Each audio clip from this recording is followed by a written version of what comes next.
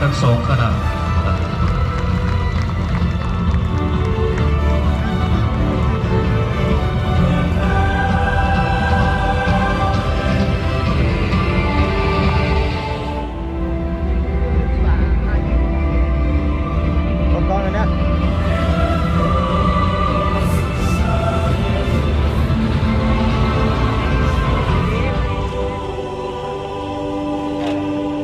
ถ่ายรูปกันนะ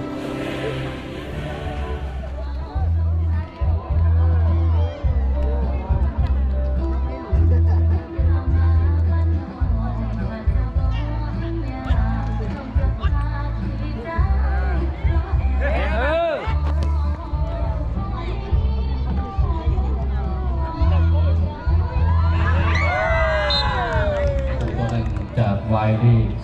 17อาโศนะ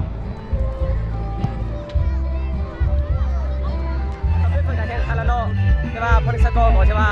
4-4เนาะ4-4แสดงว่าซีซั่นนี้แมนทีมบุญไทย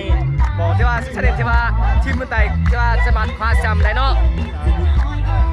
เดี๋ยวนี้มีแต่ทีทาให้ยังตัวไว้ก็จะทาฮับเลียนแล้วก็ฮับคันเนาะจากของคันจากเพลงเนาะชาวเมืองเมืองไทยเนาะจะเอาไปฝากชาวเมืองเมืองไทยของเฮาเนาะในมื้อวันที่17ก็คือมื้ออื่นเนาะเอาไปแห่ทัวร์เมืองบุญไทยบ่เนาะเฮ้เจ้าก็น่าจะมีการเฮจะลองแซมเนาะจะลองแซมเนาะทัวร์เมืองบุญไทยเนาะโอเคเจ้าเข้าใจตบมือ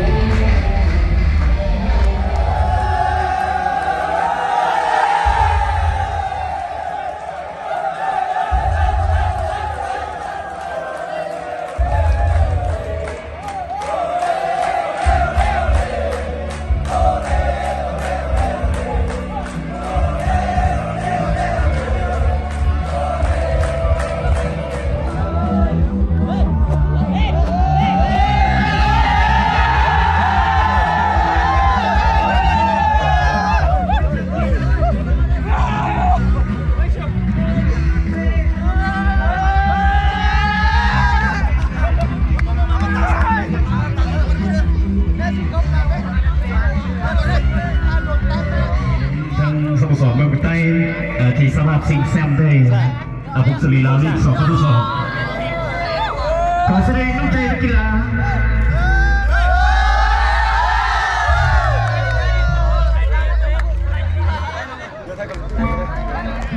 การแสดงความสนใจน้ำใจนักกีฬาจากแต่ละทีมของสามเป็นเสื้อสู้ไม่น้ำใจนักกีฬาเพื่อมิตรภาพเพื่อสุขภาพเนาะมีบางครั้งก็ต้องหลั่งน้ำเพื่อมีบางทีก็ต้องหลั่งน้ำตาจำเป็นมาสิเป็นเงินพาสิ่งสำคัญนั้นคือมิตรไมตรีอยากให้เรามีสักสีสูงอยากให้เราไต้สาวนาวายสาวบ้านโพทองสมดังเขาย่องพี่น้องในแดนแห่งนี้งามจริงแท้นาลีเป็นสุขีเจ้าไอ้คุ้มเลย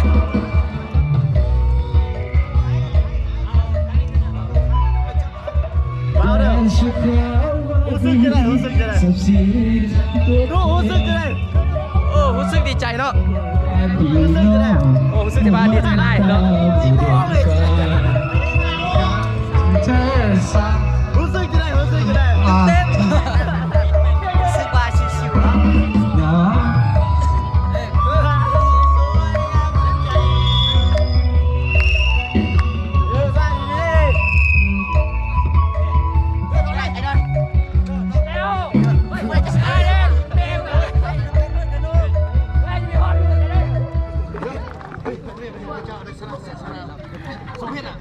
เอาเด้อ1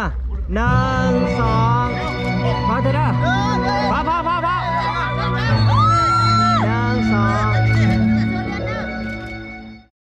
เอาตอนนี้เขาอยู่นำน้องจันเพชรเนาะเพื่อนก็เป็นดาวซันโมในฤดูกาลนี้เพื่อนยิงไปใน11ประตูเนาะ11ประตูเอารู้สึกอะไรสำหรับซีซั่นนี้สบายดีเนาะน้องซื้อกับเพื่อนเซเวลาเนาะก็รู้สึกภาคภูมิใจเนาะที่ได้มาเข้าร่วมงานกีฬาเราลีก2แล้วก็มีลูกทีมพากันซุกยูแล้วก็เต็มที่แล้วก็ให้พวกน้องมีกำลังใจเพื่อนแล้วก็ล้อมเป็นจิ้นนึงใจเดียวที่ประสานงานถึงได้แล้วก็น้องก็เป็นผู้หนึ่งที่ทำประตูยอดเยี่ยมได้ขอบคุณใจเนาะน้องจันเพชรเนาะขอให้อนาคตยาวไกลเด้ออันนี้ก็คือเฮดโค้ชหรือว่าสตาฟโค้ชใหญ่ของสโมสรเมืองมุนไตเนาะก็ขอถามความรู้สึกหน่อยนึงเนาะผ่านการคุมทีมมา10นัดก็ถือว่าผลงานก็ถือว่าเป็นที่ได้ดีเนาะถือว่าผลงานก็ดีหลายเนาะฉะนั้นก็สำหรับระยะที่ผ่านมาก็รู้สึกหน่อยเกี่ยวกับการคุมทีมหรือว่าเทคนิคการนำไซส์ให้ได้ทีมสามารถโค้ชชนะและก็สามารถเป็นแชมป์ได้ในฤดูกาลนี้เนาะก็โดยส่วนตัวแล้วก็สมเสยนำนักกีฬาแต่ละคนที่สามารถได้ก็ถือว่าตัวนี้เป็นครั้งประวัติศาสตร์เนาะที่ทางเมืองบุตรไตของเขาจะได้เข้าร่วมการแข่งขันเหล่าลีก2อยู่พงศรีนี้ตอนนี้ก็ผลงานก็เท่าที่รู้กันมาแล้วเนาะตอนนี้เท่าที่เห็นนักกีฬาแต่ละคนก็ถือว่าเป็นจริงเป็นจังเนาะซึ่งก็เป็นครั้งประวัติศาสตร์ในครั้งนี้ครั้งต่อไปพวกเราพบกันตื่นแน่นอนเนาะเอาครับจะได้ไรอีกคำถามหนึ่งก็อยากถามอีกครับถ้าว่ามีซีซั่น2นะก็อยากขอให้พักส่วนใดฮับบิซอฟหรือว่าเป็นเจ้าการในการฮับบิซอฟช่วยเนาะคือว่าทั้งที่รู้ว่าซีซั่นนี้ก็เป็นแรงขึ้นมาจากนักกีฬาเองหรือว่าซอกทางนอกนะแล้วตรงนี้นี่พวกเขาก็มีแผนแล้วเนาะมีแผนในการจะสร้างตั้งสโมสรโดยการเอาทันเทิงเข้ามามีส่วนร่วมเนาะทันเทิงสนีก็มีแผนแล้วเนาะรายละเอียดแผนจะเป็นอะไรนั้นต่อไปเบิ่งกันเนาะเข้าใจเนาะเอาเข้าใจเอาเหล่านั้นก็เป็นความคิดเห็นจากบรรดาเฮดโค้ชแล้วก็กับบรรดานักกีฬาเนาะที่ว่ามีผลงานมาแหงในซีซั่นนี้ก็ถือว่า FC บุญไต้นี่ก็เป็น FC หนึ่งที่ว่ามาแหงเนาะเป็นน้องใหม่มาแหงที่ว่าเป็นทีมที่ว่าก่อเนื้อสร้างตัวมาโดยจิตวิญญาณของเจ้าเองเนาะโดยการระดมเฮือแหงและจิตใจเนาะจิตวิญญาณอุทิศเวลาเพื่อมาพับใช้งานกีฬานี้เนาะอีกอย่างก็เป็นตัวแทนของสามเมืองมุนไต้เมื่อทุกคนที่ว่ามาแข่งขันเอาใบหน้าใบตาของเมืองมุนไต้มาฮับเอาหน้าตานี้แล้วก็เอา เอาผลสำเร็จอยู่นี้แล้วก็ไปฝากไปต้อนพ่อแม่เสมอคนใต้เนาะซานก็ซีซั่นหน้าถ้าว่ามีซีซั่น2ก็อยากให้พ่อแม่ประชาชนหรือว่าบรรดาภาครัฐอยากให้มีความเอาใจใส่เนาะเบิ่งแยงให้ความสำคัญเกี่ยวกับเรื่องงานกีฬานี้เนาะสำหรับคลิปนี้ก็จะขอลาทุกคนไปก่อนแล้วก็คอยพบกันในคลิปหน้าแล้วสิเป็นแนวใดล่ะเฮาไปติดสำหรับวันนี้ต้องขอก้าวเข้ามาสบายดี